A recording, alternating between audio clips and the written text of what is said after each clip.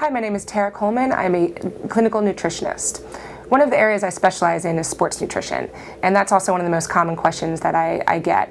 I'm exercising, how do I need to fuel my body in order to get the most out of my workouts? Now, what a lot of people have a misconception that exercise in and of itself will make them leaner or make them stronger. And that's actually not true. What exercise does, it actually breaks down your body. That's the whole point of exercising. What you eat afterwards is actually what's going to build you up, what's going to make you stronger or make you leaner. So it's very, very important to make sure that you're giving your body those building blocks. A different way of looking at it is, let's say you had a house that you owned, and it was a fine house, but you wanted to turn it into the house of your dreams. So you went and you hired a construction crew, and you said, take this house and turn it into the house of my dreams, but I'm not going to give you any tools. I'm not going to give you any wood. I'm not going to give you any brick. I'm not going to give you any raw materials, but I want you to take this house right here and just magically turn it into the house of my dreams. Well, that would be crazy. That wouldn't make any sense whatsoever.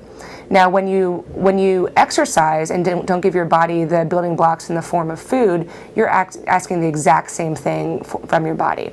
So it's very, very important to make sure you're fueling your body pre and post workout.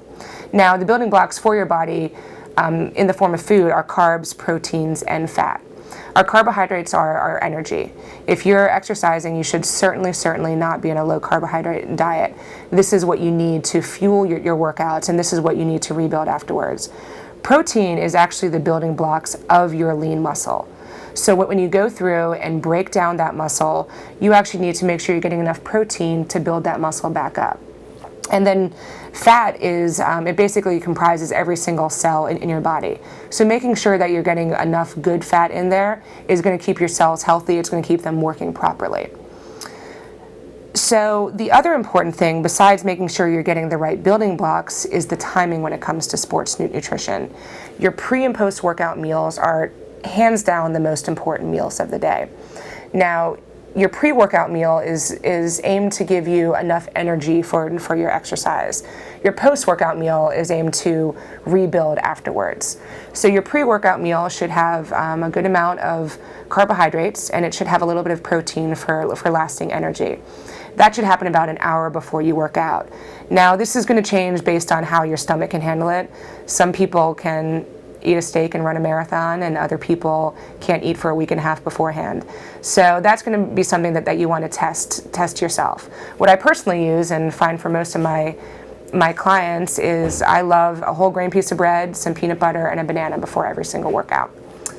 Now, your post-workout meal is equally, if not more important. You have about an hour after you work out where your body is primed to refuel the energy that you've just expended. So what I mean by that is every time you eat, your body can either use the food as energy or store it as fat.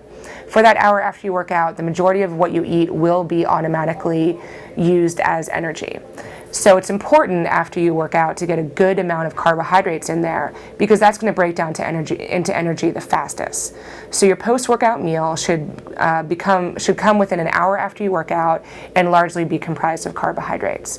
You also want to get a little bit of lean protein in there as well in order to rebuild those muscles. If you're interested in more videos on the topic of health and nutrition, you can view them at taracoleman.mywebvideo.net.